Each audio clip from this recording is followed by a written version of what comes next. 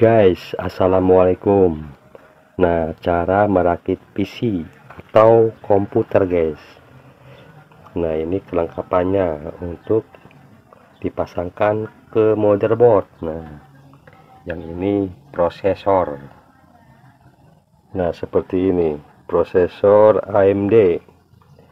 Kalau AMD jarumnya ada di prosesor.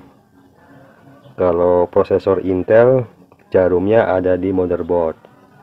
Nah, seperti itu, guys. Yang ini RAM DDR3.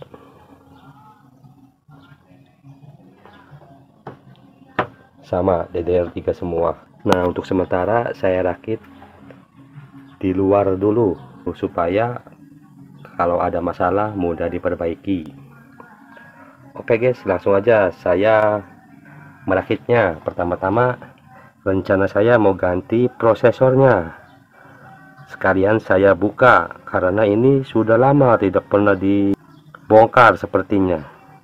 Nah, sekalian saya cek seperti apa keadaan thermal pasta, sudah lama enggak diganti. Nah, untuk cara melepasnya ini ada penguncinya, guys. Kalau AMD di sini. Nah, gitu. Nah, dari sini dulu.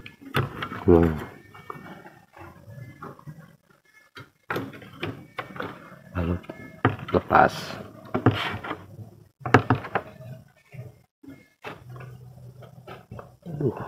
Keras, guys. Merekat. Nah, waduh, sampai terbawa prosesornya. Seperti ini, guys. Nempel, merekat. Biasanya takut rusak kalau langsung ke bawah prosesor. Nah, coba saya cek ada yang bengkok enggak.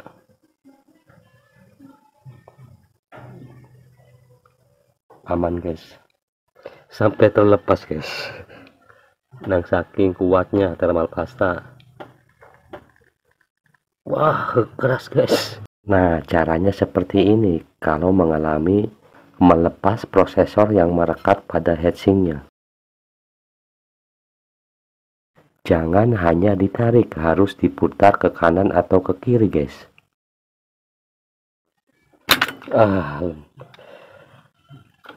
Aduh, takut bengkok, guys.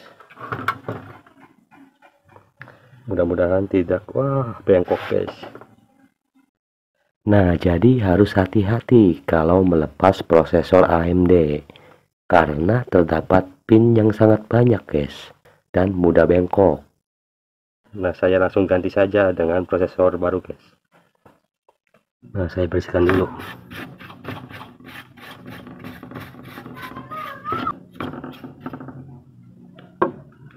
Nah, untuk pemasangan prosesor ini ada penguncinya, guys. Nah, tarik dulu ke sini. Nah, seperti ini. Nah, posisikan yang ada segitiganya, disamain yang segitiga di lubang prosesornya. Hati-hati, guys. Nah, sudah.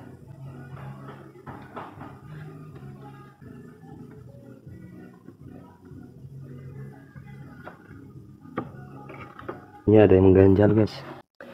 Hati-hati cara meluruskan pin yang ada di prosesornya.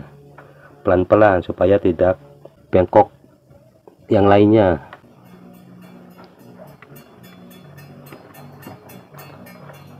Nah, sudah masuk, guys. Tandanya berhasil kalau sudah menancap semua. Lalu kunci kembali, guys. Nah, gitu. Nah, sebelum memasang kipas, bersihkan dulu bekas thermal pasta yang lama. Emang, guys, kalau memasang prosesor AMD agak sulit dari prosesor Intel karena prosesor AMD jarumnya ada di prosesor. Kalau Intel jarumnya ada di motherboardnya. Nah, seperti ini prosesor Intel. tinggal cocokin saja soketnya. Nah, yang lubangnya, jarumnya ada di motherboardnya kalau Intel, kalau AMD ada di prosesornya. Saya bersihkan dulu yang ininya guys. Coba saya memasang kipas ini guys, cocok enggak? Takutnya mentok sama RAM. Oh iya guys, mentok. Nah, jadi kalau memasang RAM nyangkut ini guys. Coba.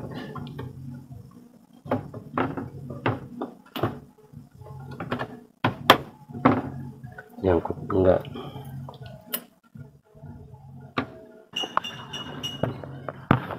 Nah, nyangkut heatsink, nyangkut RAM. Nah, kalau mengalami seperti ini, memori RAM-nya harus diganti dengan bentuk yang kecil guys, supaya heatsink kipas tidak menyentuh dengan RAM. Nah, saya menggunakan bawaannya saja. Nah, sudah bersih guys. Nah, pasang thermal pasta dulu guys, sebelum pasang kipas.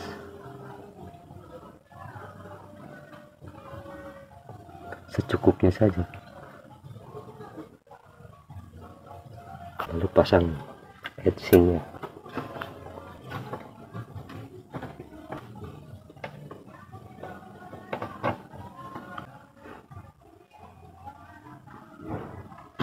Nah, sudah terkunci. Pasang lagi kipasnya.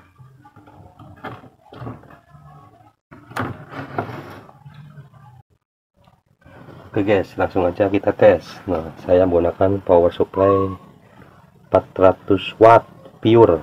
Kalau mencari PSU yang pure guys. Nah, yang support 4x2. Nah, ini 1x6 pin untuk PGA. Jadi serba bisa guys kalau power supply pure. Nah, kalau power supply ini tidak ada 6 pinnya.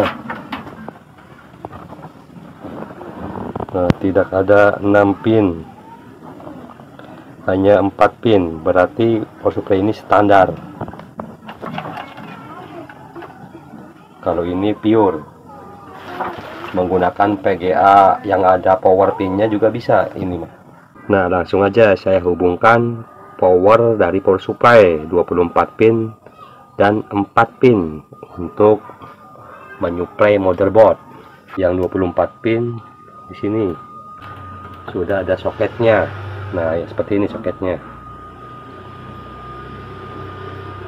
Ini di setiap motherboard ada yang 8 pin, ada yang 4 pin. Kalau ini 4 pin, hanya satu saja yang dicolokin. Nah, selanjutnya kita tes prosesor, terbaca enggak, karena ganti yang baru prosesornya. Nah, coba perhatikan guys, menyala atau tidak. Nah, kalau tanpa casing, untuk menghidupkan motherboard ada di sini, di bagian panel, tom panel. Nah, cari on off. Nah, on off nya ada di sini tuh, on off. Yang bawah reset HD LED. Nah, gitu guys. Ini sumbernya dari tombol casing. Perhatikan guys.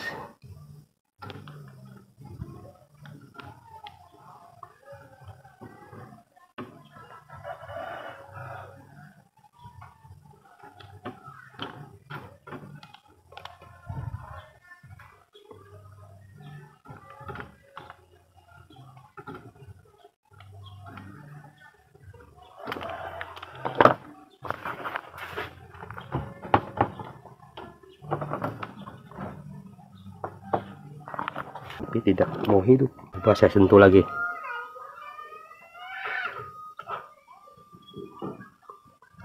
Nah, begini guys, kalau mengetes power supply hidup atau tidak,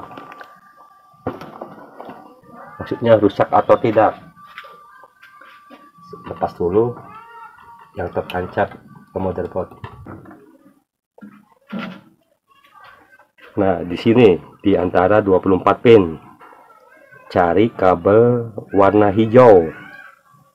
Nah, ini kabel warna hijau. Nah, warna hijau. Jumper sama kabel warna hitam. Kipasnya menyala nggak? Perhatikan kipasnya, guys. Nah, warna hijau di sini.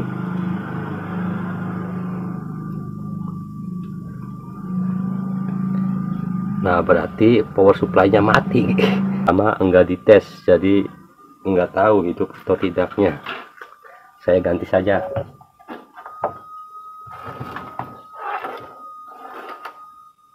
Saya ganti dengan power supply standar untuk sementara.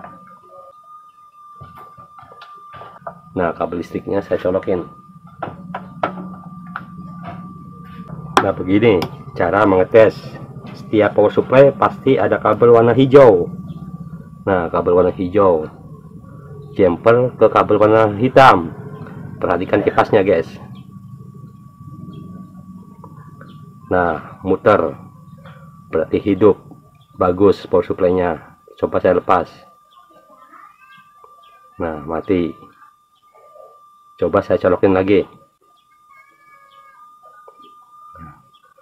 Berarti power supply ini normal. Nah, hubungkan power 4 pin dan power 24 pin. Nah, saya pasang input monitornya. Nah, sudah terpasang. Selanjutnya kita tes. Nah, perhatikan kipasnya, guys. Saya sentuh bagian pin on off-nya. Nah, menyala.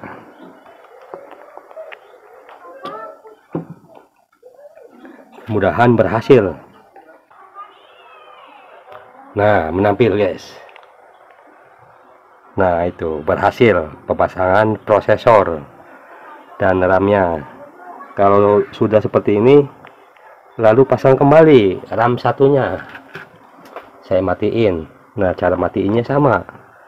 Ditekan lagi pin on off-nya. Nah, seperti ini. Perhatikan kipasnya. Tekan terus, guys, sampai mati. Kalau untuk menghidupin hanya ditowel saja. Nah, mati.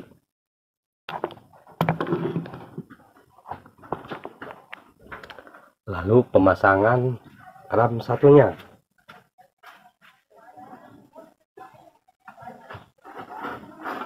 Jadi kalau untuk memilih RAM, usahakan yang sama, guys. Nah, yang sama PC-nya. Nah, di sini 1600. Beda-beda, guys, walaupun DDR-nya sama. Oh, ini tidak ada nomornya. Nah, ini 10.600. Kalau ini 1.600, sama aja. 12.000. Kalau ini 10.600. Kalau ini 12.000. Tapi bisa, guys, walaupun menggunakan RAM ini, tapi diusahakan yang sama PC-nya. Nah, seperti ini. Sama RAM-nya. Satu pasang. Kalau ini beda. Oke, langsung aja saya pasangkan. Mudah-mudahan cocok.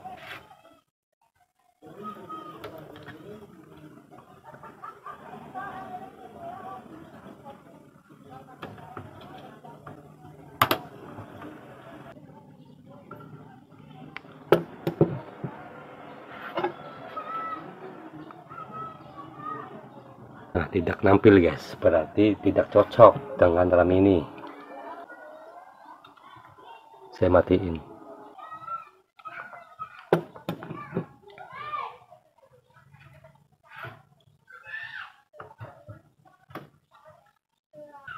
Nah, coba saya yang ini. Sama serinya seperti ini, 10.600.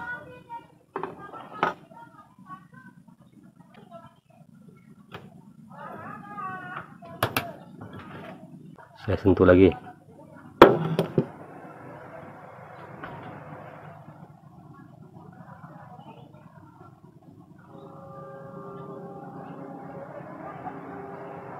Nah, cocok guys, menyala.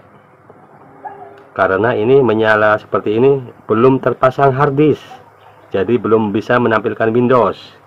Coba saya tampilkan Windowsnya dengan menggunakan flashdisk guys. Nah, saya tidak menggunakan SSD lagi dan harddisk. Dengan menggunakan flashdisk sudah bisa menampilkan Windows. Nah, mati. Saya masukkan Windowsnya, hubungkan ke USB, praktis guys kalau menggunakan flashdisk.